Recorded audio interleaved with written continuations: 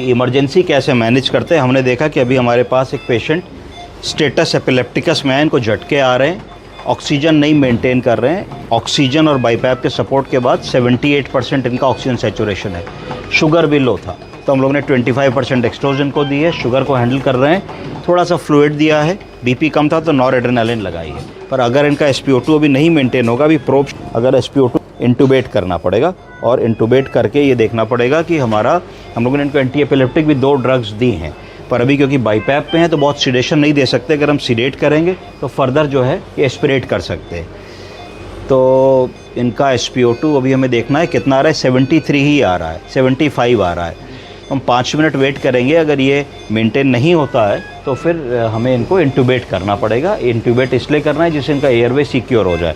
Airway secure हो जाएगा तो ये एस्पिरेट नहीं करेंगे। और जब इनका सीजर वगैरह ठीक होता है, थोड़ा हाइपोक्सिया ठीक होता है, बाकी इन्वेस्टिगेशंस आ जाते हैं, चेस्ट एक्सरे देख लेते हैं, तब फिर हम उनको आगे क्या करना है इसके बारे में सोचेंगे। तो क्योंकि SpO2 नहीं मेंटेन हो रहा है, 65, 69, 70 हो रहा है, तो वी विल डिसाइड कि हमें इनको इंटूबेट करना है कि नहीं। तो मुझे लगता है कि इनको इंटूबेट करना पड़ेगा हम लोगों को।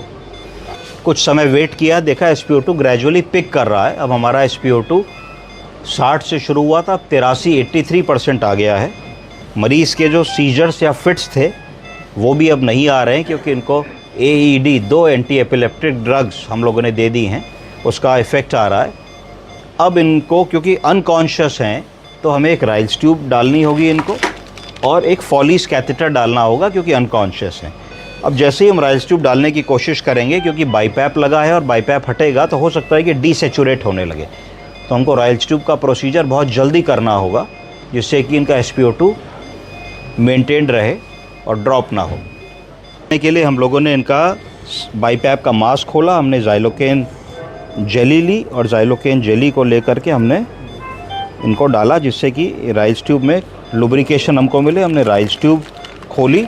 राइल्स ट्यूब खोलने के बाद हम लोगों ने इसको स्ट्रेट करना होता है ना, थोड़ी क्वाइल्ड फॉर्म में होती है, तो स्ट्रेट मैं तो ऐसे करता हूँ, इसको ऐसे करके मैंने फोल्ड कर लिया अपने हाथ पे और ये ऑलमोस्ट स्ट्रेट हो गई।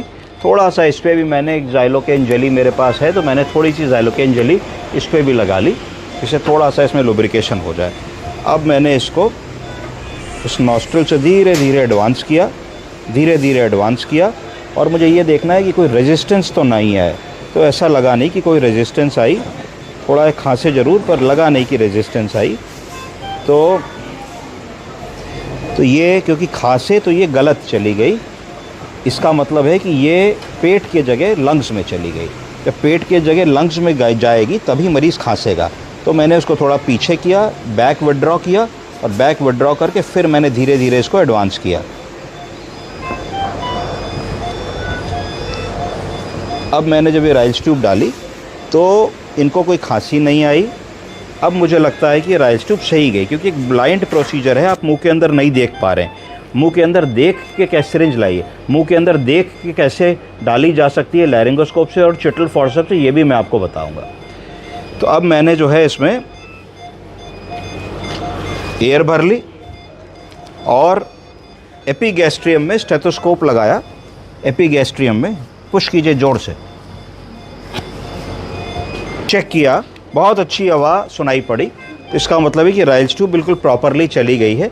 अब हम इस राइल्स ट्यूब को फिक्स कर सकते हैं। तो इस तरीके से इमरजेंसी में हमने राइल्स ट्यूब डाल ली, और पेशेंट का SpO2 भी अब ऑक्सीजन पे 84 आ रहा है, तो हमें इनको इंटूबेट नहीं करना पड़ेगा। अब हम वापस इनको राइल्स ट्यूब के बाद बाईपैप लगाएंगे। अभी मैं राइल्स ट्यूब फिक्स कर दूंगा, तो इनका जो सैचुरेशन है वो और इम्प्रूव करके मुझे लगता है 90+ आ जाएगा।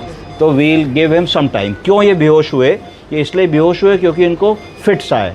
जब फिट्स आते हैं और काफ़ी देर तक आते रहते हैं तो ब्रेन में सूजन आ जाती है, उसको कहते हैं सेरिब्रल एडीमा।